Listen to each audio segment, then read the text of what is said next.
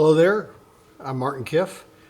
I am a welder slash metal artist. The reason I call myself a metal artist is so I could charge more money. I got a fab shop in Healdsburg, California.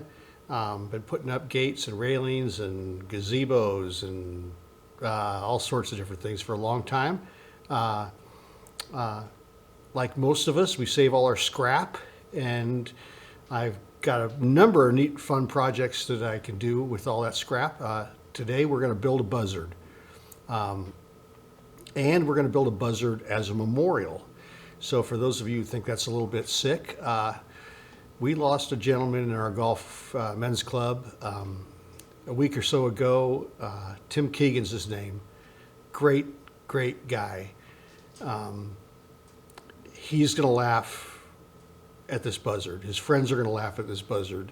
We're going to stick it on the third hole at Healdsburg, kind of in an off the beaten path spot where all his friends will see it. And every time we see it, we're going to think of TK. So anyway, we'll talk a little bit more about TK later on in the video. But let's build a Buzzard. I'm going to go through the steps. It's real easy. It's a lot of fun. These make great gifts. They're pretty cool. All right, we'll have fun. The trick is to get as much use out of this metal as possible. So that's already got a nice edge to it. I'm just going to follow that. Come down here a little bit. And that's a pretty good height for the Buzzard.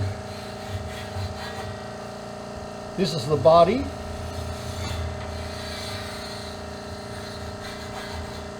All right.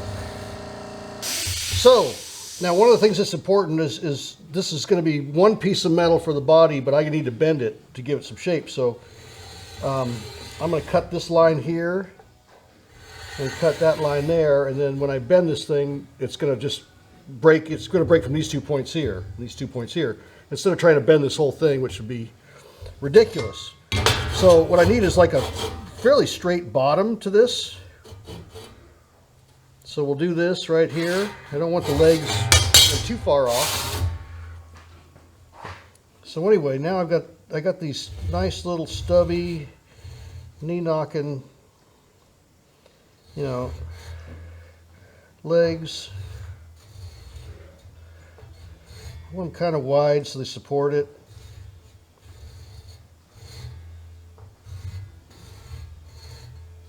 So this is wasted space here. I'm going to make this thing as big as I possibly can. You come all the way down to almost the ground there. And come over like that. That's out here. Now when I cut it out, I'm not actually going to follow these lines per se. I'm going to come as close as I can, but it's artwork. Artwork is you got your own, flair and style. So I'm going to make the head now. And the head's kind of done enough of these things to kind of figure it out. But everyone's different.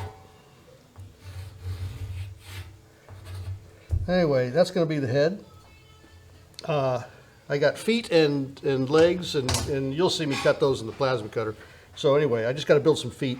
But I'll grab another scrap piece of metal for that. All right, this is a Miller 325 plasma cutter. Really cool little tool. I've worked with thermodynamic and hypotherm, and those were pretty much the two names of plasma cutting. Miller put a lot of money into this development. The best thing about this little Miller, it's about the size of a football. It's great in the field. I mean, just for cutting out holes for bolts or something like that, or cutting apart things that don't line up the way they're supposed to. But it also does a great job on this table.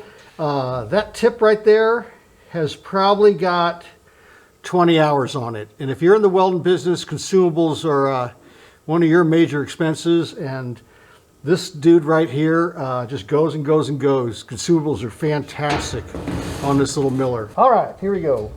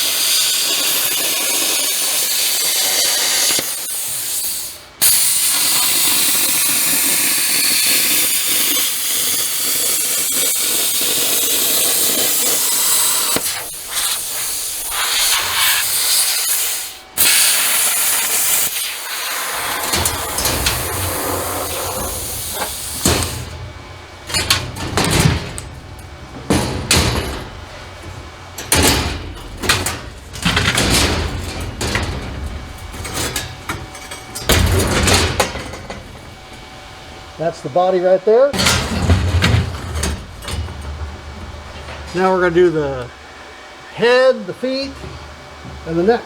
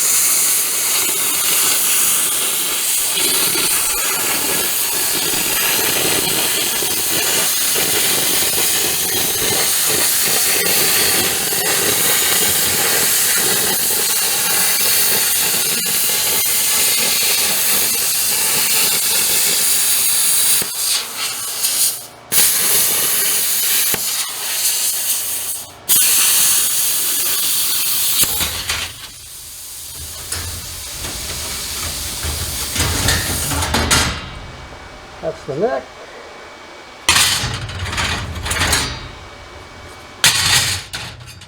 The head.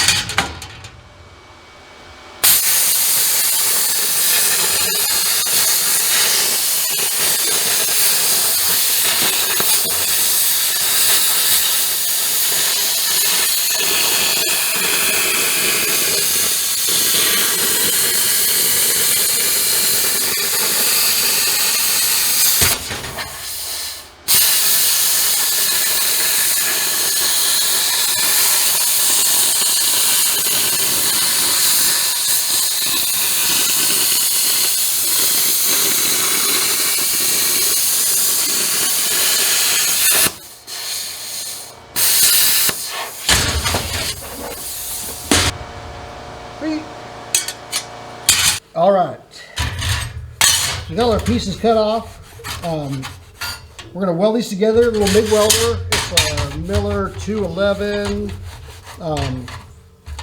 Neat little machine. I got an older model of the 211, and I was gonna use it out in the field. And the darn thing weighs about 90 pounds. And that's before you put a 11-pound spool of wire in it. So I've got a little Lincoln I use out in the field. But anyway, I was short a welder for this one big project, and the guy at the welding supply place goes, check out that new 211, blah, blah, blah, blah. And I said, they're too heavy. And he goes, pick it up. Well, anyway, Miller figured it out. They made them a heck of a lot lighter. They're a lot more easier to deal with. Well, like me, when you're inside, outside, it's a great little machine. This is just banding strap. Got some metal delivered. I save all this stuff. This is going to be going to attach the head to the neck, and it's going to make a little bobblehead out of this deal. So, pretty cool. So, for those of you out there that are welders, and you're going to see my technique and all that other good stuff, and you're going to say, I don't know if that guy's really a welder. That's fine. I don't consider myself a real welder. To me, real welders put their hood on at sunup and don't raise the darn thing up until the day's over. I don't weld every day. I'm more of a fabricator. I'm more building jigs and cutting stuff out and tacking stuff together. And yeah, I can do certified welds, and I can make it look good.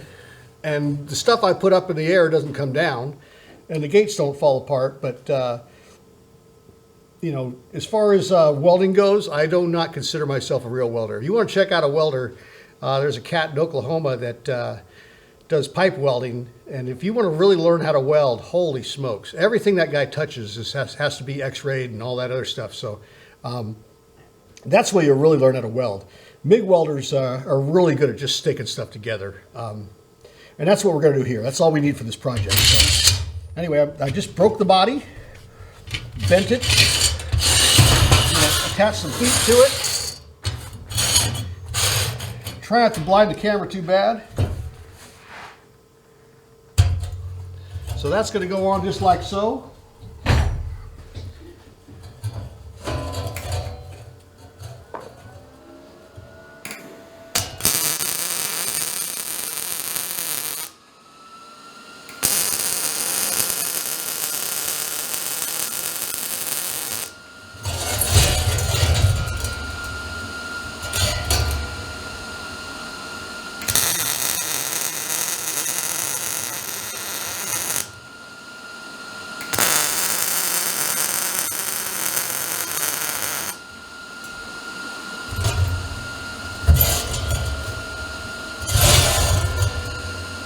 Alright, put on the neck.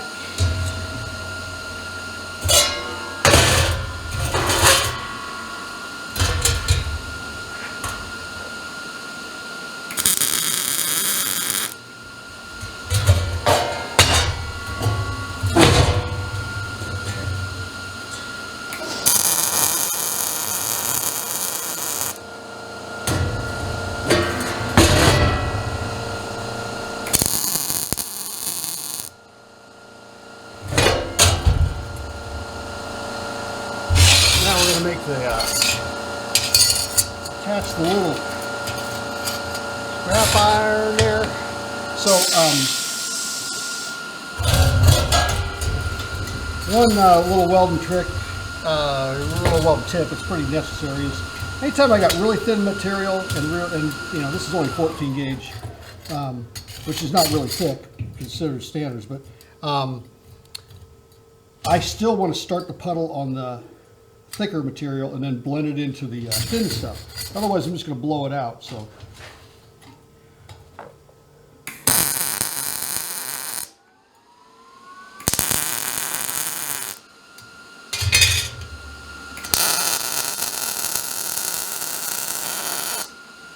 All right. Now we're going to put this thing on.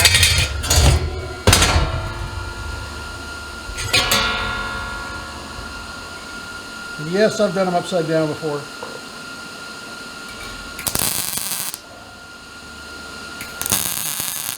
It's art.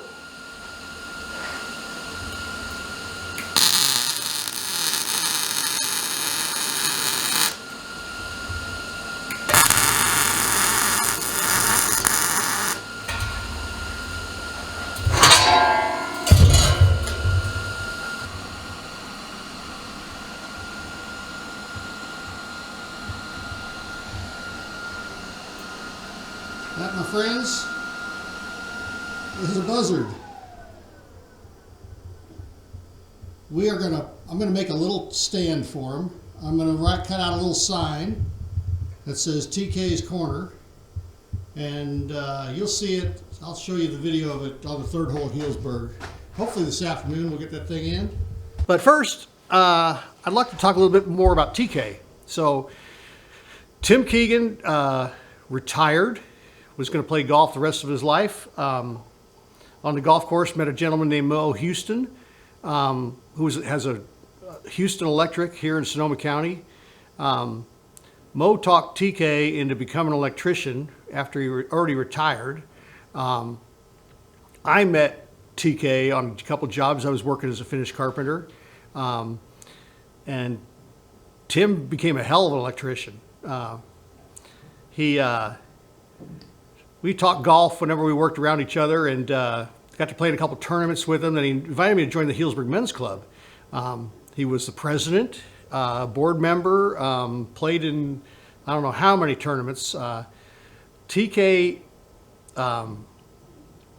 is a man with faults, and everybody has faults.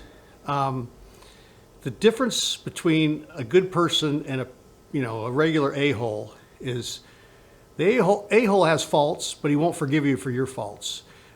Tim would laugh at his faults. He'd forgive you for your faults, just like all his friends forgave him for his faults. And he just, it made life a heck of a lot fun to be around him. Anyway, we have dinners once a month, every third Tuesday of the month or something like that. There'd be 100+ guys, men's club members show up there. TK's table was the one you wanted to sit at. It had the best wine. It had a number of condiments that these guys would come up with. Nothing like spicing up the old March corned beef and cabbage with a little TK's mustard. One bite of TK's mustard on that corned beef, and you didn't have any nostril hairs or eyebrows left, but oh, it made that stuff taste pretty darn good. Anyway, that was TK. He's a legend. He's gosh, he's going to be missed. This is a fitting way to you know, at least this is a small thing that I could do to send him off. So anyway, the Buzzards, they're a lot of fun. They're really easy. We'll do some little more difficult projects in the future. But this one's cool. You know, you could take those toes and bend it around a fence post. I've attached them to gate posts before. You know, it takes a person with a sense of humor. But as far as yard art goes, I think this is way up there, and real simple. I mean, I've used 16 gauge, 12 gauge, 14 gauge, you know, whatever I got laying around. And you know, everyone's different. I could put them on a CNC machine, but I like a little bit of variety, and I like to do things by hand. So that's why it's art. So anyway, have fun with that. One thing I want you guys to do on this channel is teach me something. You know, I've learned an awful lot by watching other people. I do not claim to know it all. I will never know it all. I hopefully will be learning for the next 30, 40, 50 plus years. In the comments section, write down you know, some suggestions that you guys have, or other ways you guys have tried things. And hopefully you learn something. Hopefully I'm going to learn something too. So that's the whole purpose behind this channel. Anyway, the next clip you'll see is hopefully this Buzzard at the golf course. And we'll see you next time. All right, bye-bye.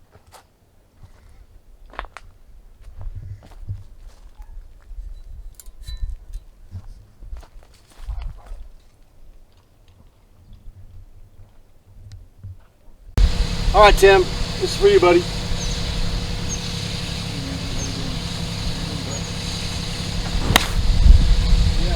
Ow! Come on, work. In the bowl.